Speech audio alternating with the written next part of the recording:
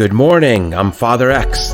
As a dad, do you ever feel that family court is so stressful and difficult to navigate that you have to become a superhuman version of yourself? It's an unfair burden, but if you have to be superhuman, then let's figure out how to make you superhuman. I'll give you 10 tips to help you with your mental preparation for family court, tips that help me survive my own experience. Ideally, parents can agree on a parenting schedule that's best for their child. However, if the mom and courts are trying to force you to just be an alternate weekend dad in the worst interests of your child, but you want to be an equal parent, then you're now fighting a war on multiple fronts. You must recognize that reality. And if you're in a war, you need more assets and fewer liabilities. I'm not talking about financial assets and liabilities. Assets are things that help your custody case, to help you get 50-50 or primary custody. They include good facts about your case, evidence, positive emotional energy, or allies on your side, such as witnesses, the judge, the guardian ad litem, child protective services, or a forensic psychologist. Liabilities are the same things, but working against you. Gather more assets for your case and reduce the liabilities. Everything you do has to move you forward in the direction of 50-50 or primary custody. Here are my 10 tips. Tip number 1. You're in a war consisting of many battles. Stay calm and keep your wits about you. While family court is trying to beat you to your knees, stay calm. You don't have to fall under their pressure. Spiraling downwards is a liability. Staying calm and focused is an asset. If you lose battle after battle, stay calm. Look, listen, learn, and keep your wits about you. As we discussed in the prior episode, 12A, remember the crouching tiger, hidden dragon. Tip number 2, becoming superhuman and creating miracles. In my custody battle, I felt like I needed to be superhuman and create a miracle to get custody of my son in this corrupt family court system. I decided that if I needed a miracle, then I would create one. Some key assets you need to create a miracle are purpose, willpower, perseverance, knowing your enemy, and strategy. In other episodes, we've talked about knowing your enemy and strategizing against the judge. Now, in episodes 12, we need to focus on your purpose, willpower, and perseverance. Feeling hopeless is a liability, but using your purpose, willpower, and perseverance to create a miracle is an asset. But how do you create a miracle? I watched countless videos and movies about people who overcame adversity to get me in the right mindset. I watched speeches by Sylvester Stallone, Arnold Schwarzenegger, Denzel Washington, and more. You should watch the speech by former Navy SEAL, Admiral William H. McRaven on YouTube. Listen to speeches by people who overcame adversity to learn their mindset. Those are your role models. Superior people produce superior results. So your choice is clear. Go and be superior. Don't tell me you can't do it, because I know you have it in you. I watched the Rocky movies countless times to get inspiration. Rocky never quit. When things got really hard for me, I thought about, what would Rocky do? He would never stop moving forward, so I didn't either. I didn't hear no bell. Fight one more round. Rocky taught me that in life and in family court, it's not about how hard you can hit. It's about how hard you can get hit and keep moving forward. That's how winning is done. I watched Lord of the Rings repeatedly. I saw how Aragon was constantly fighting against armies of orcs. He didn't know what quitting looked like either. He kept grinding every day. If you have to create a miracle, get inspiration from people, even fictional people, who've overcome adversity. If you have to be superhuman in family court to save your kids, then be superhuman. I know you have it in you. Tip number 3, you will be vilified. The mother, judge, lawyers, and others in court will take your words and actions and manipulate them to paint you as a bad person. These people do this every single day to dads like you. That's how they justify rubber stamping the mother for custody and forcing you to be an alternate weekend father. When this happens, stand up for yourself, saying, "Your statements are false, and your negative conclusion is illogical. In reality, A, B, C happened, and the correct conclusion is X, Y, Z. It's in the worst interests of our child when decisions about his life are based on contrived analysis." When you speak like this, you start to run circles around everybody in the courtroom. You know the facts better than they do. They can't compete with you on the facts. Getting defensive and panicking about false allegations is a liability. Standing up to your accusers and breaking down their false allegations is an asset. Tip number 4. Some friends will discourage you. Most people blindly assume the mother is supposed to get custody, or they recognize courts favor the mom. These people will tell you that you don't stand a chance. However, most people don't understand the actual best interest factors or how to apply the laws the way I've taught you in this educational series. Even people close to you don't know the details of each parent's strengths and weaknesses. So these people use the marketing slogan that "Mom gets custody" without any real analysis. Don't follow the lead of uninformed people. This negativity can wear you down. Get mentally prepared to stand alone if necessary. I had friends tell me to quit, give up custody, just go start another family, or just wait until my son turned 18 and came back to me. These words were painful to hear, but they motivated me to prove them wrong. Sinking into hopelessness is a liability, but when you're on the right side of things, it's an asset to be defiant and stand alone. Tip number 5. Some friends can't support you emotionally.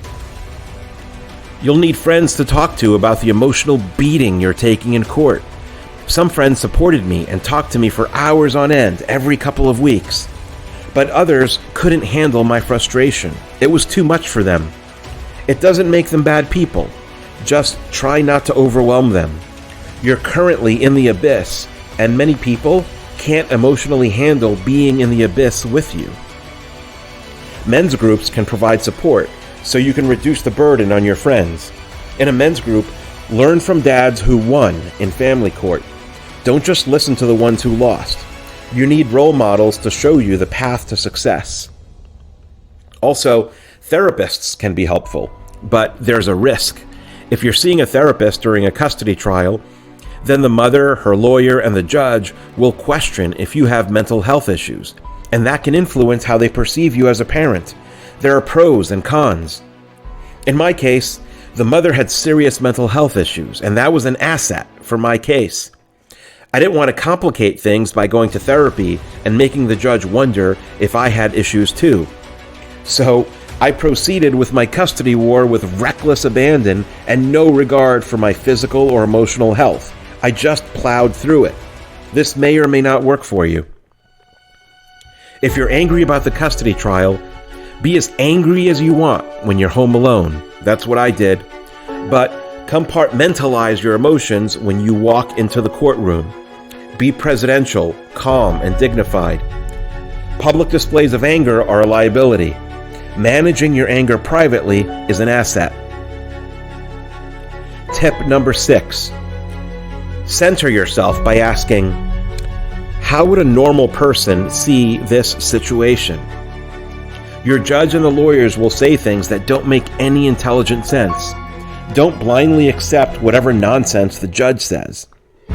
For example, early in my trial, I shared with a coworker that my son's mother threatened to end the pregnancy with a knife, with our baby in her womb.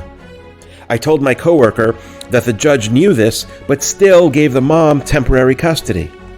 My coworker was shocked and said, "How is this even a conversation? This is insane."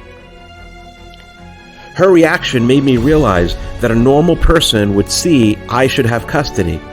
The judge was giving the mother custody, but it wasn't because the facts were against me. It wasn't because the mother was a better parent. It was because the judge was completely wrong. I realized My job was to teach the judge how to think like a normal, competent person. And the outcome of your case depends on how well you can do that job. Stewing in anger because your judge is wrong is a liability, but it becomes an asset when you realize that you must do the judge's job for her because the judge is an idiot. Tip number 7. Waking up at 2 a.m. in terror is an asset. During family court, my stress levels were through the roof. I had a regular 9 to 6 job. I'd fall asleep around 11 p.m., but after only 3 to 4 hours of sleep, I'd wake up around 2 a.m.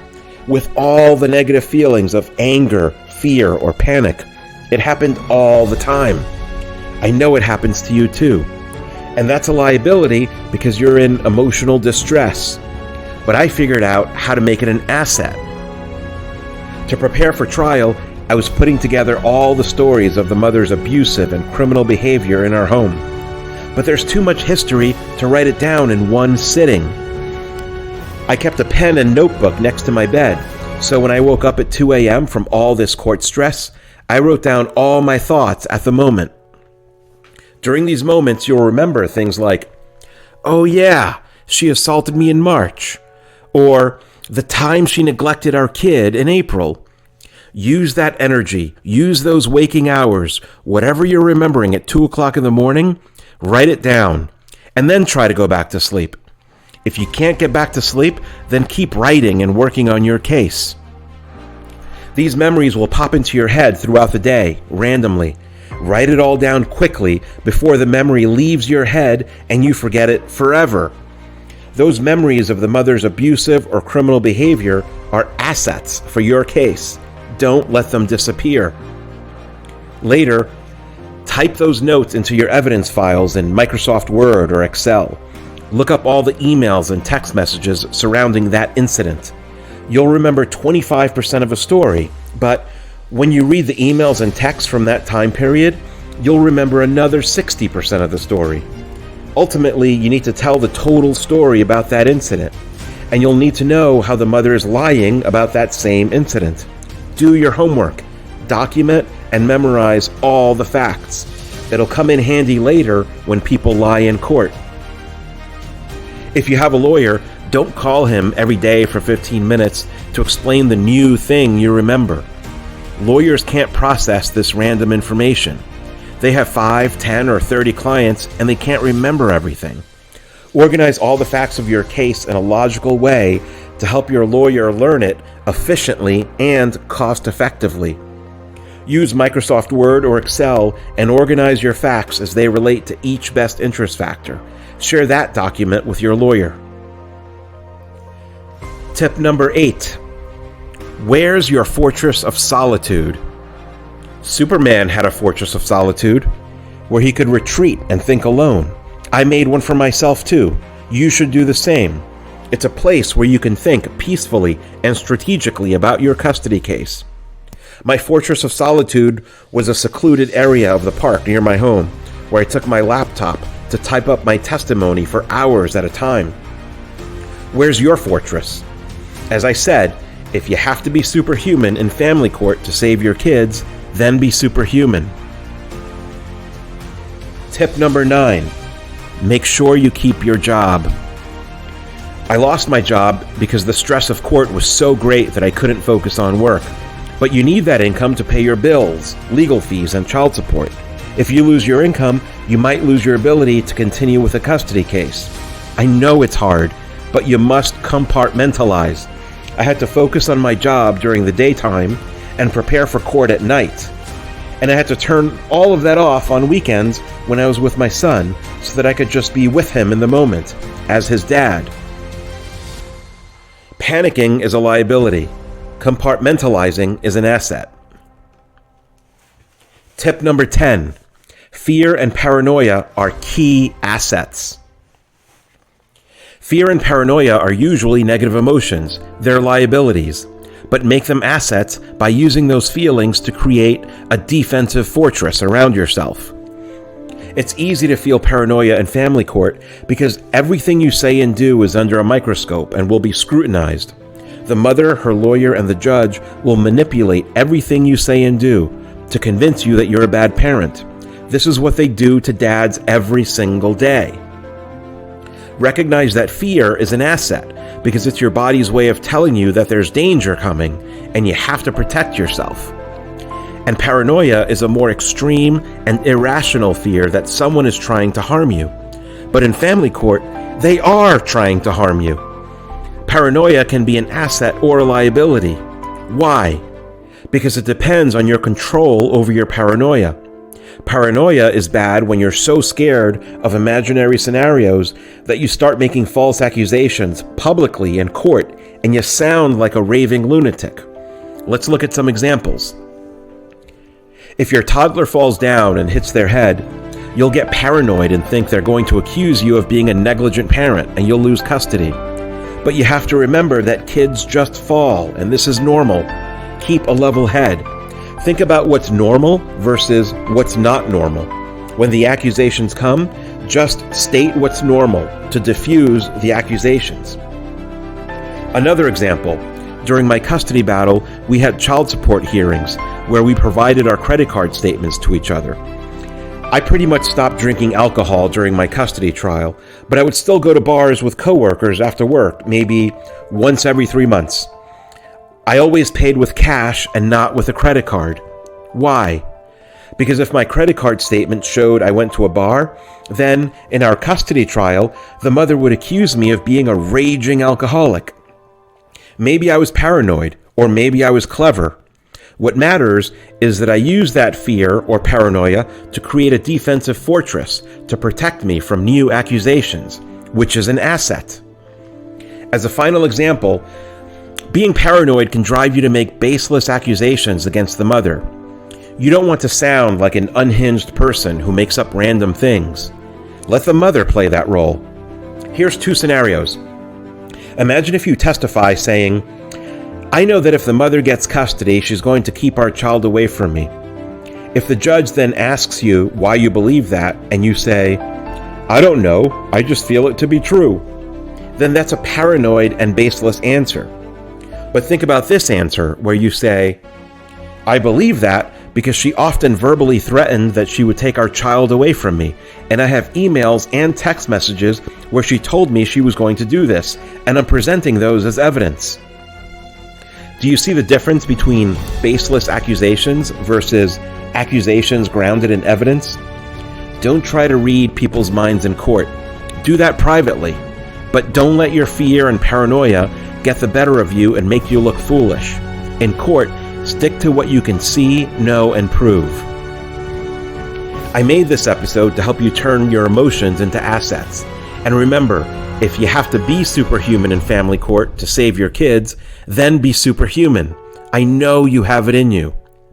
These might be the darkest days of your life. They were for me. I'm making these educational videos to help you navigate this nightmare. If you subscribe, you can get updates when I post more videos. Thank you for liking, subscribing, and sharing with your friends who are in a similar situation. Please support this channel so I can make more videos. You can donate via my YouTube channel's About page using PayPal or Venmo.